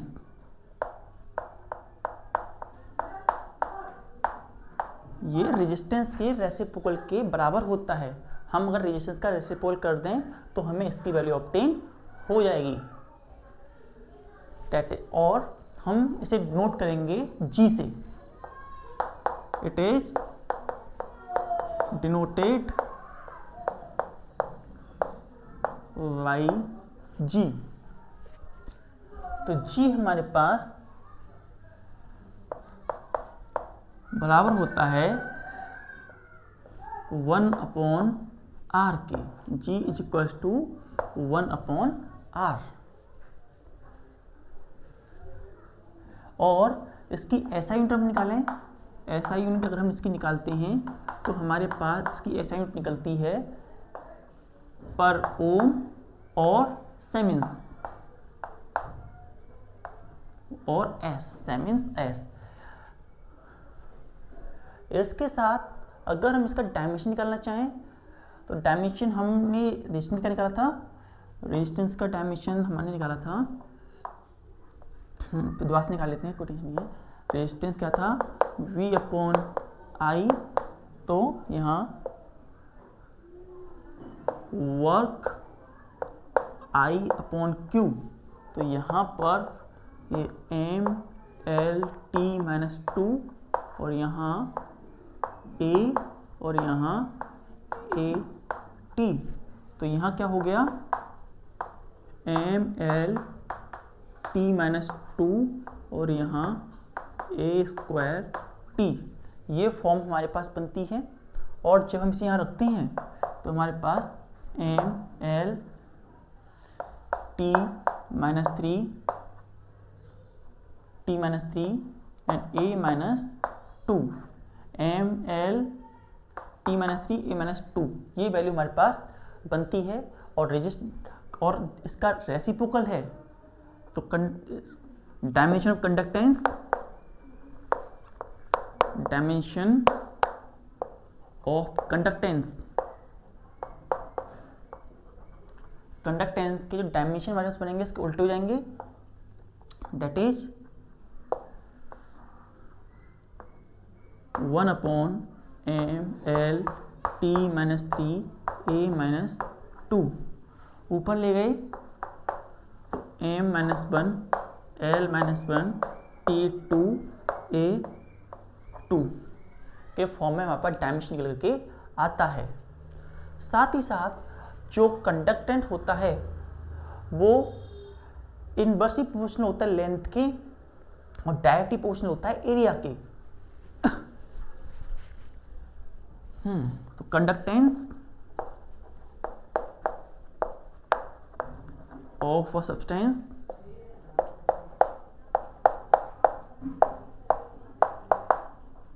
that have a conductor substance is directly proportional, which directly proportional to the area। जो कंडक्टेंस होता है कंडक्टर का वो डायरेक्टली प्रोपोर्शनल होता है एरिया के एंड इज इनवर्सली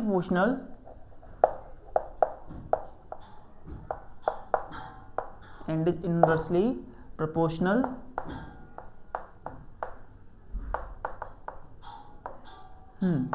और इनवर्सली प्रोपोर्शनल होता है टू द लेंथ।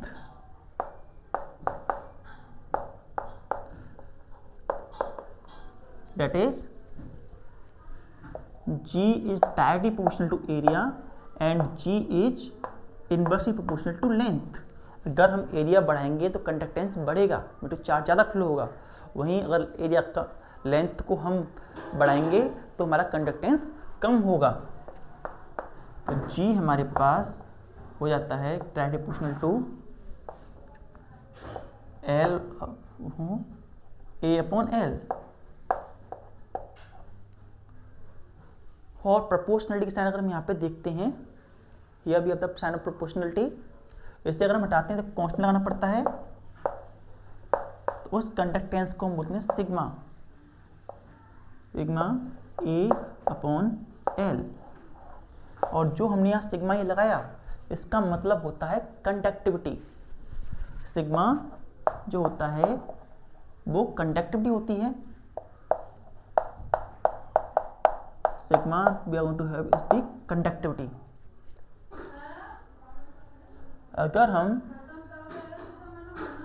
सिग्मा की वैल्यू देखें GL अपॉन A, सिग्मा जो है हमारे पास इसकी एसआई यूनिट होती है। अगर एसआई यूनिट बात करें, एसआई यूनिट तो इसकी एसआई यूनिट होती है सेमिन, इसकी मीटर और इसकी मीटर स्क्वायर।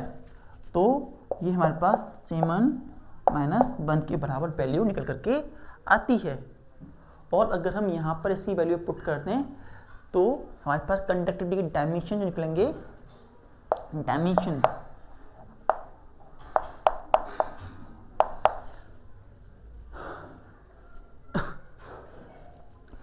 वो निकल के आएंगे M-1 L-2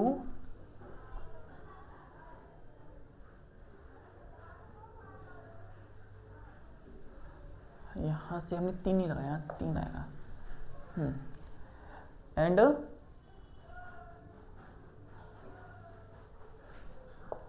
T3A2 ये हमारे पास डायमेंशन आते हैं कंडक्टिविटी के।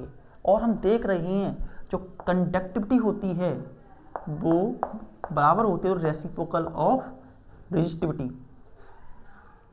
रेजिस्टिविटी एंड कंडक्टिविटी का रेसिप्रोकल होती है।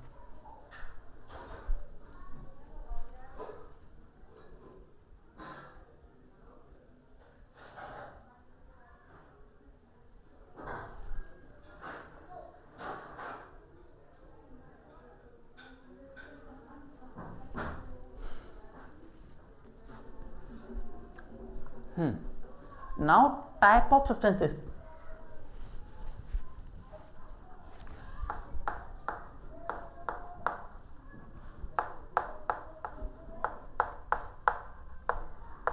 हमारी सब्सटेंस कितने प्रकार की होती हैं?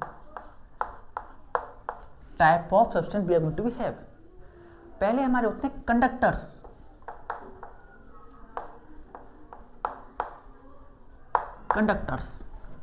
कंडक्टर्स जो होते हैं ऐसे सब्सटेंस होते हैं जो कि अपने अंदर से चार्ज को अलाउ करते हैं to flow. Substance that allow the charge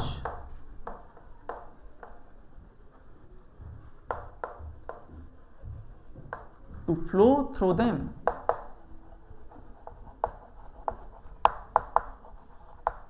वो सब्सटेंसेस जो कि अपने अंदर से चार्ज को फ्लो होना अलाउ करते हैं उन्हें हम कंडक्टर्स कहते हैं। कंडक्टर के पास दे हैव हाई कंडक्टिविटी इनकी कंडक्ट करने की पावर ज़्यादा होती है एंड लो रेजिस्टिविटी।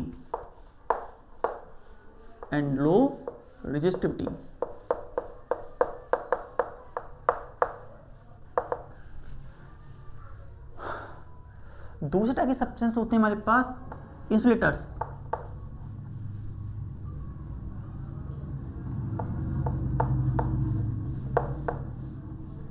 इंसुलेटर की बात करें तो ऐसे सब्सटेंस जो कि अपने अंदर से चार्ज को फ्लो करना अलाउ नहीं करते। Substance that do not allow the charge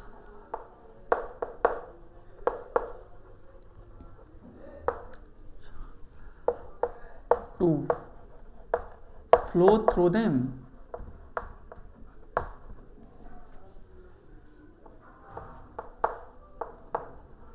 वो सब्सटेंस जो कि अपने अंदर से चार्ज को फ्लो करना अलाउ नहीं करते हैं उन्हें हम इंसुलेटर कहते हैं। और इंसुलेटर के पास जो कंडक्टिविटी होती है वो लो होती है लेकिन रेजिस्टिविटी जो होती है वो हाई होती है। तो दे हैव लो रेजिस्टिविटी या लो कंडक्टिविटी। इनके पास कंडक्टिविटी लो होती है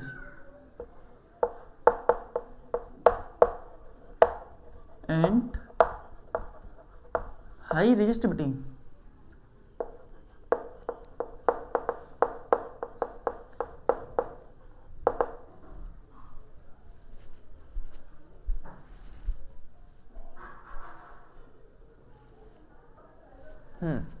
तीसरे होते हैं हमारे semiconductors.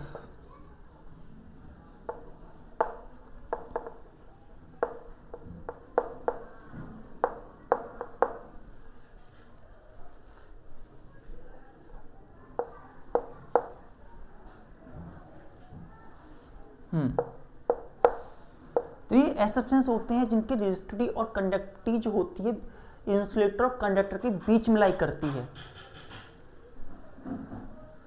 Substance that behave like insulator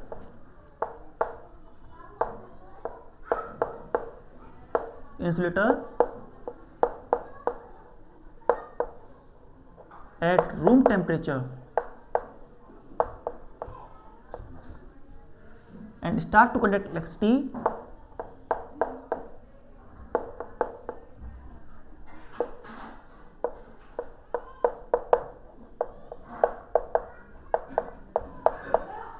by increasing temperature, by increasing temperature, और इनकी रेजिस्टिविटी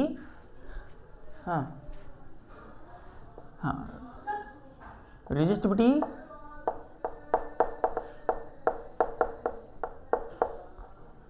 एंड कंडक्टिविटी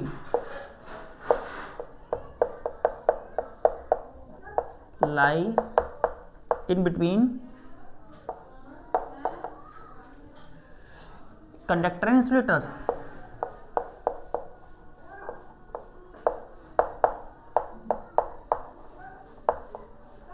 कंडक्टर और इंसुलेटर के बीच में इनकी कंडक्टिविटी लाई करती है। साथ ही साथ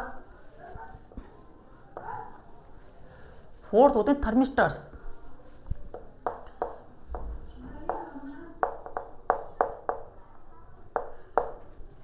थर्मिस्टर ऐसे सब्सटेंस होते हैं जिनकी रेजिस्टिविटी बहुत तेजी चेंज होती है with changing temperature. Substance whose resistivity change with temperature.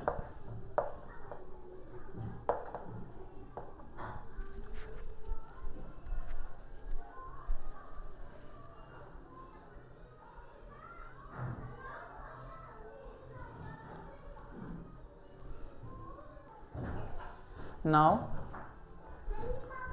अब हम इन सब के बाद में अब हमने ओम्स प्रूफ, हमने ओम्स लॉ पढ़ा था, अब उसका एक बार हम प्रूफ भी दिखेंगे। Proof of Ohm's law. Proof of Ohm's law.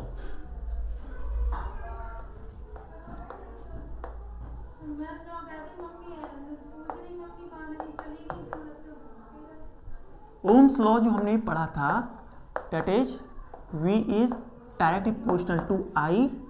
अब हम इसे थोड़ा स्टडी करेंगे। तो हमने करंट का फॉर्मूला अभी निकाला था I इक्वल्स टू NEABD के बराबर। I इक्वल्स टू NEABD के बराबर हमने करंट का फॉर्मूला निकाला था। हम जानते हैं जो हमारा VD होता है, VD जो होता है बराबर होता है E M एंड टाउ के बराबर होता है। हाँ, और साथ साथ में हमने एक और बात देखा था। बिल्कुल। तो यहाँ पर हमारे पास ये वैल्यू निकलती है, तो BD की वैल्यू जब हम यहाँ पुट करते हैं तो I plus two NEA BD की वैल्यू हमारे पास जो होती है वो EM टाउ के बराबर होती है। जब हम यहाँ वैल्यू पुट करते हैं तो हमारे पास I equal to NEE E square हो जाता है AE टाउ YM। हम इस तरीके से लिख सकते हैं। साथ ही साथ में अगर हम यहाँ देखें जो E है वो V अपॉन L के बराबर होती है। E की जगह हम V अपॉन L रख सकते हैं।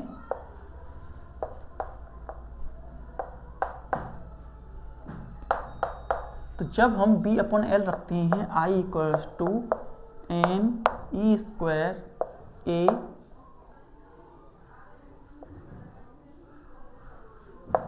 Tau by M V upon L. हम ऐसे ऐसे रखते हैं तो हमारे पास जो वैल्यू बन के आती है I equals to N E A tau M L V, ये फॉर्म हमारे पास निकल के आती है। नाउ हम v को इधर ले आते हैं, let us take v here, या फिर हम इस पूरी क्वांटिटी को इधर ले जाते हैं तो v हमारे पास जो होता है वो बन जाता है M L N E square A tau I के बराबर, और i को हम इधर ले आते हैं, let's take i to here. तो या फिर हम यहां देखें, ये जो हमारे पास वैल्यू है, ये जो वैल्यू है, इस वैल्यू में मास कांस्टेंट है, एल कांस्टेंट है, लेंथ भी constant, N number of electron भी कांस्टेंट है, चार्ज ऑन इलेक्ट्रॉन भी कांस्टेंट है, एरिया भी कांस्टेंट है, टाइम भी कांस्टेंट है। तो ये सारी वैल्यूज जो इसमें आ रही हैं वो सारी वैल्यू जो हैं वो कांस्टेंट हैं। All the value are going to be constant there.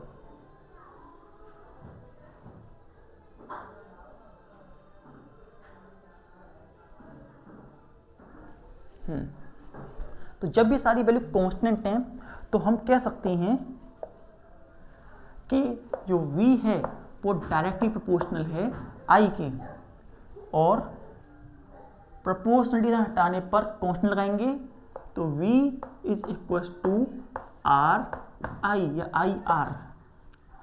यहाँ पे जो हमारा r है उसकी वैल्यू जो बनती है, हमारी r की जो वैल्यू यहाँ से हमें मिलती है वो हमें मिलती है M L N E square A tau के बराबर। ये हमारे पास r की वैल्यू आती है, और this is our Ohm's law, hence proved. तो हमने ओम्स लॉ को यहाँ से प्रूव किया। Now the value of conductivity and resistivity भी हम जब देख लेते हैं, और कंडक्टेंस की वैल्यू। तो पहले हम रेजिस्टिविटी वैल्यू देखेंगे। Resistivity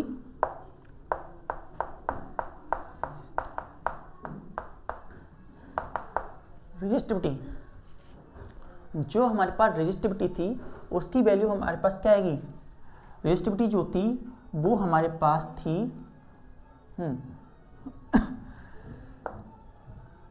resistance equals to rho L A. Resistivity हम ऐसे भी कह सकते हैं, रेजिस्टिविटी वो रेजिस्टेंस होता है जब लेंथ 1 मीटर हो किसी वायर की और जब एरिया 1 मीटर स्क्वायर हो। तो ऐसी कंडीशन में जो रेजिस्टेंस पैदा होता है that resistance is called resistivity. तो रेजिस्टिविटी हमारे पास rho equals to R A by L के बराबर होती है। Rho equals to A by L के बराबर वैल्यू आती है। यहाँ पे हमारे पास जो वैल्यू है M L N E square A tau के बराबर वैल्यू होती है। यहाँ से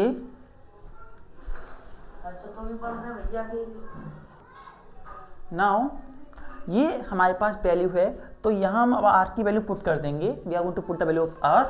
तो what we are going to get, तो यहाँ से हमारे पास रेजिस्टिविटी जो आती है वो यहाँ से हमारे पास M L N E square A tau A upon L, A से ए कैंसल, यहाँ से ये कैंसल, तो रो की वैल्यू हमारे पास M N E square tau के बराबर वैल्यू निकल करके आती है। ये वैल्यू हमारे पास टाउ के बराबर आती है। नाउ हमने ऑल वैल्यू देखनी कंडक्टेंस और रेजिस्टेंस की, तो कंडक्टेंस की वैल्यू अगर बात करें तो जैसा मैंने बोला कंडक्टेंस जी जो होता है वो रेसिप्रोकल का, ऐसी कंडक्टेंस जो होता है रेजिस्टेंस का रेसिप्रोकल होता है। तो जो हमारा रेजिस्टेंस है उसकी वैल्यू ये है तो इसका रेसिप्रोकल हो जाएगा NE² A tau by M L. तो ये हमारे पास कंडक्टेंस की वैल्यू आती है। वहीं अगर हम कंडक्टिविटी की बात करें तो कंडक्टिविटी जो होती रेजिस्टिविटी की रेसिप्रोकल थी। तो ये हमारे पास इसका रेसिप्रोकल है, तो इसकी वैल्यू हमारे पास NE² टाउ वाई एम के बराबर वैल्यू हमें ऑब्टेन होती है। Note down. Now next thing is resistance in series and resistance in parallel.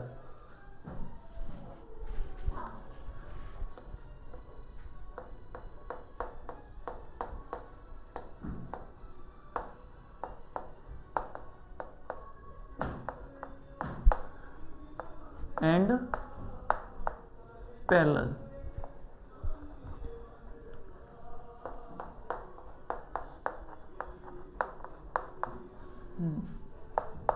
Resistance in series and parallel. Resistance किस प्रकार से बनता है सीरीज में और पैरेलल में, हम जरा इसे देख लेते हैं एक बार। फर्स्ट पहले हम देखेंगे resistance in series. Resistance in series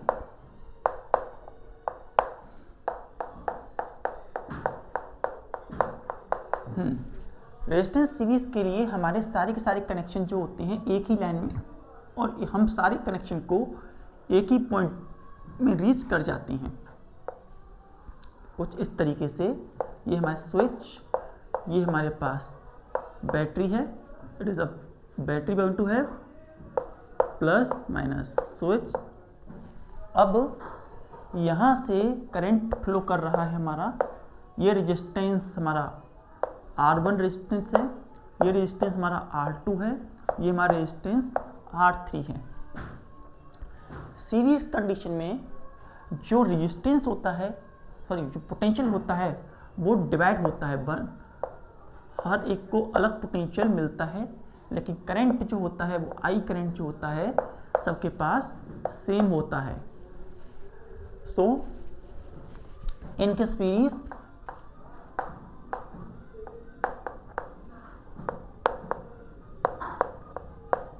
in case of series total resistance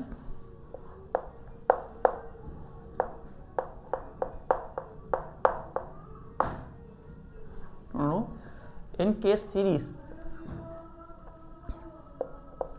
दो पॉइंट होते हैं। Current remains same in each resistor, current remain same in each resistor.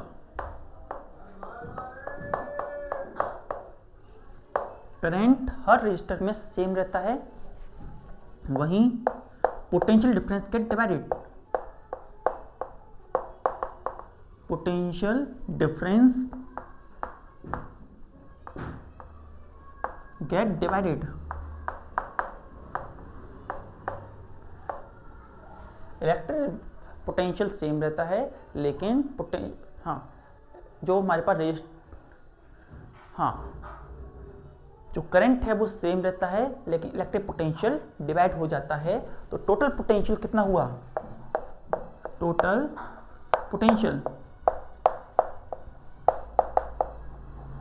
Potential जो होता है वो हमारे पास बराबर हो जाता है V = V1 प्लस V2 के बराबर। V = V1 प्लस V2 के बराबर हमारे पास पोटेंशियल बनता है। नाउ हम जैसे जानते हैं फ्रॉम द ओम्स लॉ,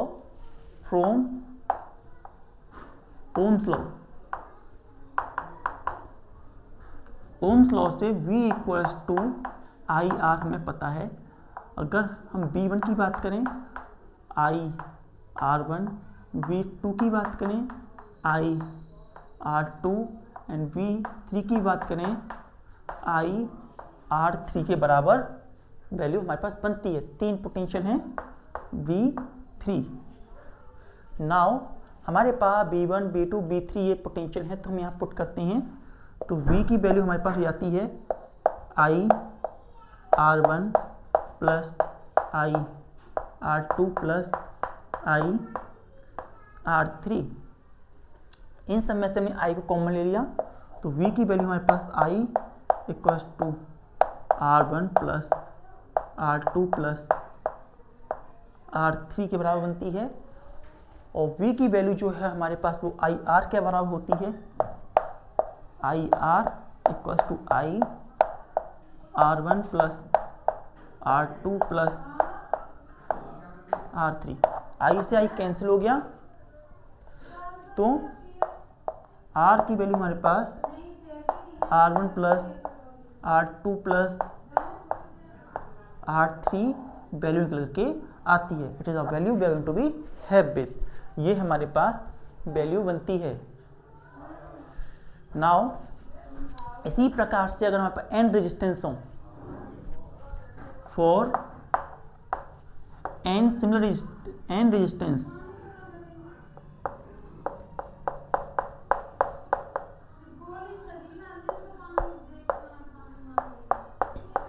की बात करें, तो रेजिस्टेंस हमारे पास R equals to R1 plus R2 plus R3 dash dash Rn तक निकलता है। और हम इसे ऐसे लिख सकते हैं summation I equals to 1 to n Ri के फॉर्म में भी लिखा जा सकता है। और अगर सभी रेजिस्टेंस सेम हैं, that is R1 equals to R2 dash dash dash Rn, तो ऐसी कंडीशन में R जो होता है R इक्विवेलेंट कह सकते हैं इसे, n R के बराबर होता है।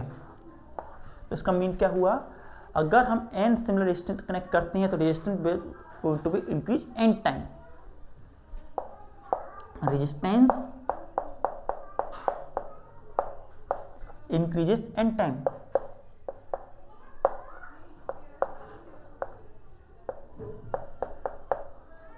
रेजिस्टेंस जो होता है हमारा वो n टाइम इंक्रीज होता है when all connection are going to be in series with similar resistance.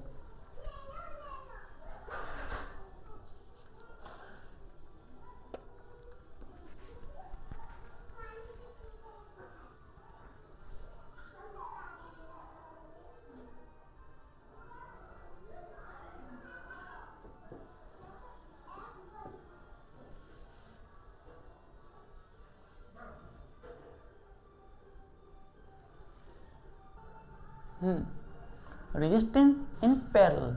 अब हम रेजिस्टेंस इन पैरेलल देखेंगे B। तो रेजिस्टेंस इन पैरेलल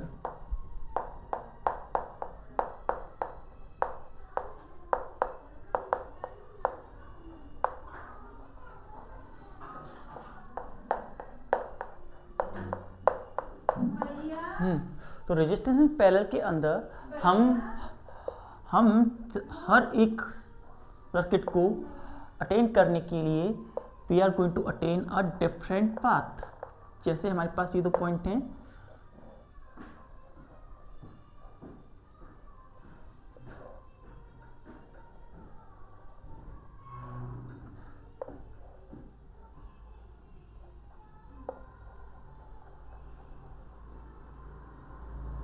कुछ इस तरीके से हमारे पास ए पॉइंट एंड बी पॉइंट, दो पॉइंट हैं। इन दोनों पॉइंट पर हमने यहाँ पर बैटरी हमने यहाँ से प्लस माइनस और स्विच हमने यहाँ पर ऐसे लगा दिया है। तो अगर हमें हर रजिस्टर को जाने के लिए अलग रास्ता लेना पड़े, हम एक रास्ते से सभी रजिस्टर में न जा पाएँ, तो ऐसे कनेक्शन को हम रेजिस्टेंस में पैरेलल कहते हैं। तो ये हमारे पास R1, ये हमारे पास R2, ये हमारे पास R3, और यहाँ से हमारा करंट फ्लो करेगा। यहाँ से करंट फ्लो किया I1, I2, I3 और ये सारा I1 I2 I3 यहाँ पे मिलकर के फिर से I हो गया और यहाँ से फ्लो करना स्टार्ट कर गया। तो हमारे पैरेलल कनेक्शन में जो करंट होता है वो डिवाइड होता है, लेकिन जो पोटेंशियल होता है वो सेम रहता है फॉर ईच रेजिस्टर। तो हम कह सकते हैं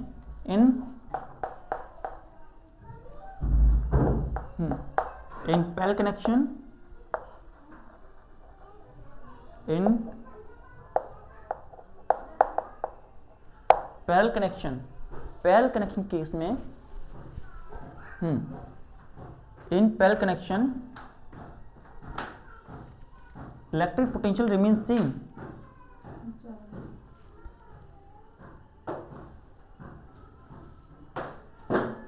In parallel connection, first electric potential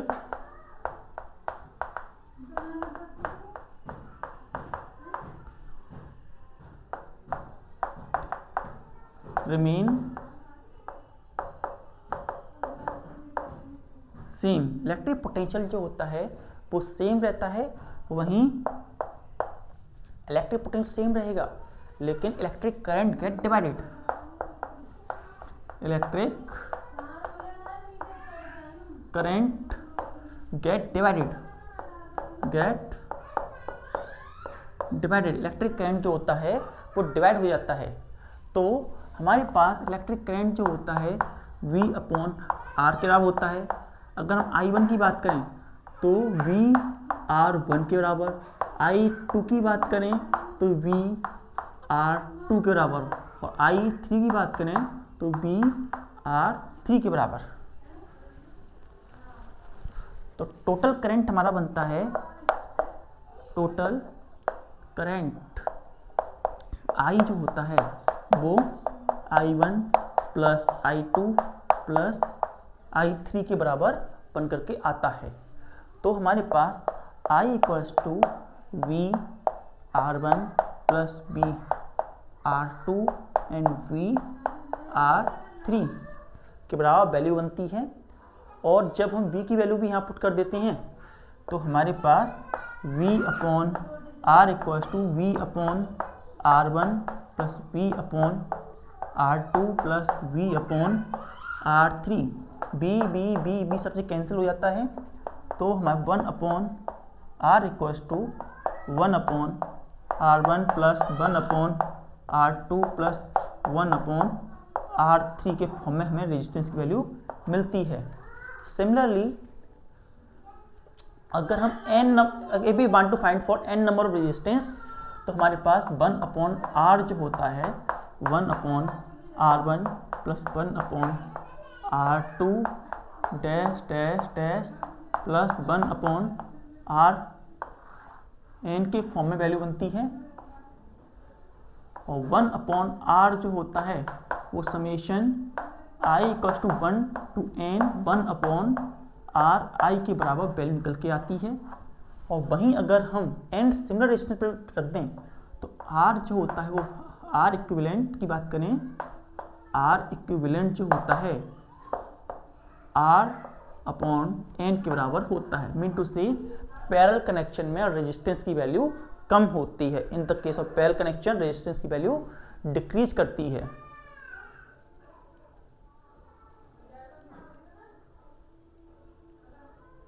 तो इस तरीके से हमने रेजिस्टेंस सीरीज रेजिस्टेंस पैरेलल देखा।